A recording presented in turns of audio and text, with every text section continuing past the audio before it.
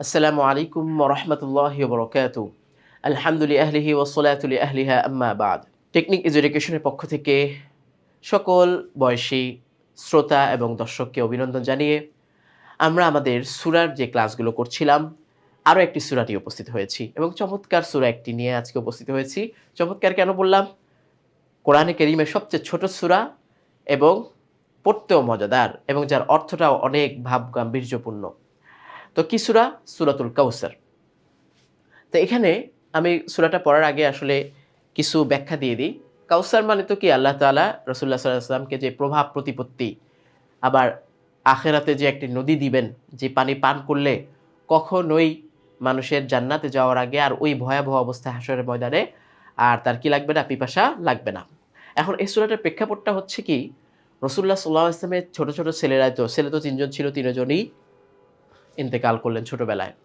তো তাকে মক্কার মোশরিক কাফেররা অসহনীয় যন্ত্রণা দেওয়ার জন্য আবতার বলতো। আবতার মানে কি? আবতার মানে হচ্ছে নির্বংশ, যার কোনো পরম্পরা থাকবে না। তো আল্লাহ তাআলা রসুলের পক্ষ থেকে উত্তর দিয়ে দিলেন, নিশ্চয়ই আপনার শত্রুরাই হচ্ছে নির্বংশ। যারা আপনার নির্বংশ কামনা করে বা বলে আপনাকে খোঁচা দেয়, এরাই নির্বংশ।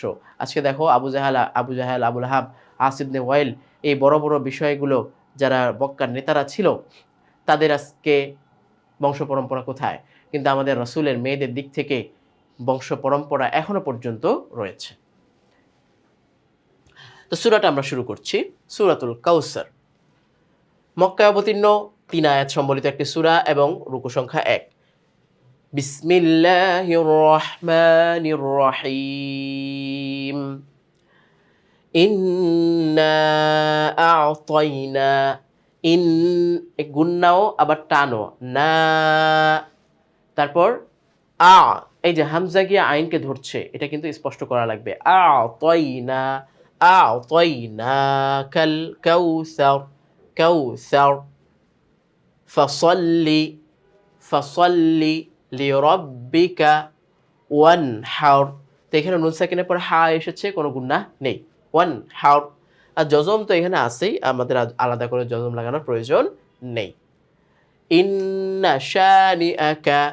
অনেকেই এই প্রথম ইন্নাতে টান থাকার কারণে তারা মনে করে যে দ্বিতীয় ইন্নাতেও টান রয়েছে শেষ আয়াতে, কিন্তু এখানে কোনো টান নেই, গুন্না হবে। ইন্না শানিআকা, শানিআকা হুয়াল আবতার, হুয়াল আবতার। তো র গুলো একটু মোটা করে পড়তে হবে, কারণ র এর ডানে কি রয়েছে? জবর রয়েছে।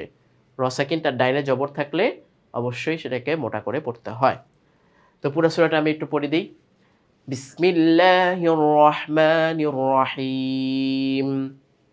ইন্না আ'তাইনাকাল কাউসার ফাসাল্লি লিরাব্বিকা ওয়ানহার ইন্না শানিআকা হুয়াল আবতার। আচ্ছা, এবার বাংলা অনুবাদ। পরম দয়ালু দয়াময় আল্লাহর নামে শুরু করছি। বিসমিল্লাহির রহমানির রহিমের অর্থ আমরা পেয়ে গেলাম। ১, নিশ্চয়ই আমি আপনাকে কাউসার, তো কাউসারের অর্থ আমরা ব্র্যাকেটে দিয়ে দিয়েছি, প্রাচুর্য, প্রভাব, প্রতিপত্তি, তারপরে জান্নাতের একটি নদী দান করিয়াছি। ২, অতএব আপনার প্রতিপালকের উদ্দেশ্যে আপনি নামাজ পড়ুন, কোরবানি করুন। তো আল্লাহ তাআলার কৃতজ্ঞতা আদায় করা, এই যে আল্লাহ তাআলা এত বড় একটা নিয়ামত আপনাকে দিলেন, কৃতজ্ঞতা আদায় করবেন। তো কৃতজ্ঞতার উদ্দেশ্য না, মানুষের সবচেয়ে বেশি আল্লাহ তাআলার প্রতি কৃতজ্ঞতা প্রকাশ পায় কিসে? সালাতে দাঁড়ালে। সালাতে যখন আমি নিজেকে অপরাধী বানিয়ে হাত বেঁধে দাঁড়ালাম, তার মানে হচ্ছে আমি আল্লাহর সামনে আমার নিজেকে সঁপে দিলাম, উজাড় করে দিলাম। এটাই আল্লাহ তাআলা পছন্দ করেন। ৩, নিশ্চয়ই আপনার শত্রুই নির্বংশ। এই যে আল্লাহ তাআলা বলে দিলেন, যারা আপনার ধ্বংস কামনা করে, নিশ্চয়ই আপনার ওরাই হচ্ছে নির্বংশ, তাদের কোনো বংশ পরিক্রমা থাকবে না। এই হচ্ছে আমাদের সূরা, সূরাতুল কাউসার। তো এই পর্যন্তই আমরা আমাদের সূরাতুল কাউসারের আলোচনা করলাম। ছোট্ট সূরা, আলোচনাও ছোট্ট। তো আমরা সহজেই সেটাকে শিখতে পারি। আর মুখে, মুখে তো আমরা পড়ি। তো যখন আমি এই সূরাগুলো মুখে, মুখে পড়ি পুরোটা শেষে, অবশ্যই চেষ্টা করবেন আমার সাথে, সাথে পড়ার জন্য। তাহলে কি হবে? উচ্চারণগুলো আমার মতো হচ্ছে কিনা সেটা একটা যাচাই বাছাই করতে পারবেন। তারপরে আপনার টান, গুণনা, মাদ এগুলা ঠিক আছে কিনা। বা আপনার অনুশীলনটা ঠিক হচ্ছে কিনা সেটাও আপনি একটু দৃষ্টিভঙ্গিটাকে তুলে ধরতে পারবেন।